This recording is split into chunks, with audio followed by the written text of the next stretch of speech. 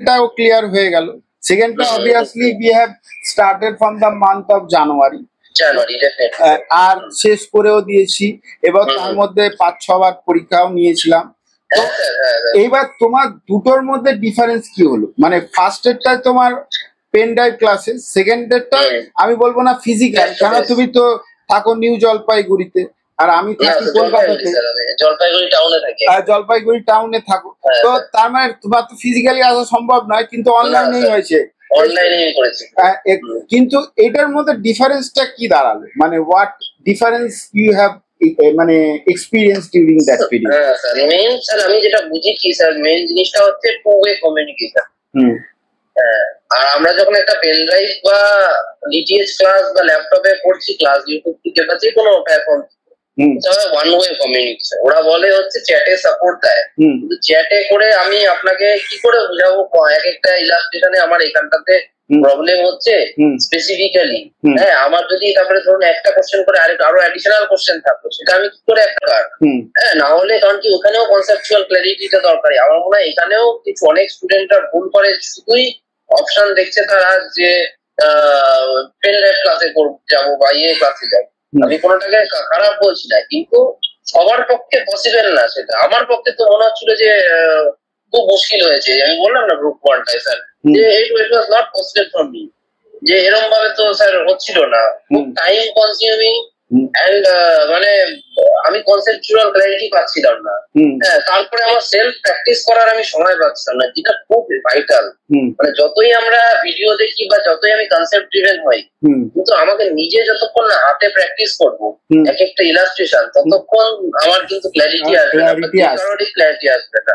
যতক্ষণ না আমি এক একটা জায়গায় ভুল করবো, সেটাকে আমার রেকটিফাই হবে যে আমার এখানে কেন ভুল হলো। এটা যখন টিচাররা আমাকে না বলবে যে সেই জায়গাটা কেন ভুল হলো, ততক্ষণ জিনিসটা হবে না। আর তুমি তো এটা মোটামুটি মনে হয় তুমি দুখানা এক্সামশন এটাতে পেয়েছো, মানে সেকেন্ড মডিউল। আর একটা এক্সামশন ফার্স্ট মডিউল মিস করেছে, আর একটা এক্সামশন যেটা হচ্ছে কর্পোরেট অ্যাকাউন্টসে ক্ষেত্রে 59 হয়েছে। তো এইবার তোমার তো ফাইনালের জার্নি শুরু হবে, তো ফাইনালি 50টা ইলাস্ট্রেশন থাকে, আমার সেটা আগে যেন ভালোভাবে হয়, আর সেইটাকে ড্রাইভ করার মতো যে ওই অঙ্কগুলো, যে কোনো অঙ্ক যদি আমার আসে আমি যেন করতে পারি, আমি করে আসতে পারি, অন্তত 80% তো করে আসতে পারি, 20% ভুল হতে পারে, হ্যাঁ 80% অবধি তো আমি করে আসতে পারি। মেটেরিয়ালটাকে থরলি ভাবে ভালো, এটা মানে অনেকে ভুল করে, যার জন্য তারা পাস হতে পারে। তো ওখানটায় গিয়ে স্কিপ আউট করে, ওটা ঢুকতে চায় না। আর থ্যাংক ইউ ফর, মানে আগের প্রথমেরটা কেউ জানেও না, মানে জানবেও না, তাও আমি ছোট করে বলি যে আগের ভিডিও আমরা করেছিলাম, ওটা মানে আমার রেকর্ডই হয়নি। তারপর ওকে আবার রিকোয়েস্ট করলাম, তারপরে ও আমাকে বললো ঠিক আছে স্যার, কোনো অসুবিধা নেই। তো আর ফিডব্যাক দেওয়ার জন্য থ্যাংকস।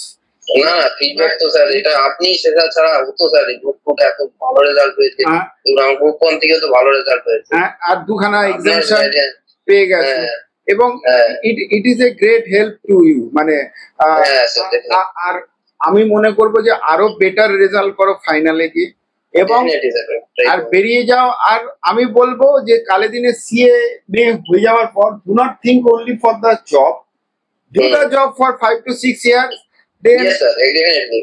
কারণ আমার নিজের কিছু, আমার সবসময় মানে একটা ছিল যে নিজের কিছু করবো, স্টার্ট আপ করবো বা কিছু করবো, কিন্তু আগে মানে ওই আর কি একটু 5 বছর 6 বছর একটু ইন্ডাস্ট্রিতে থেকে কাজ শেখা, ভালো করে করা, প্র্যাকটিক্যালি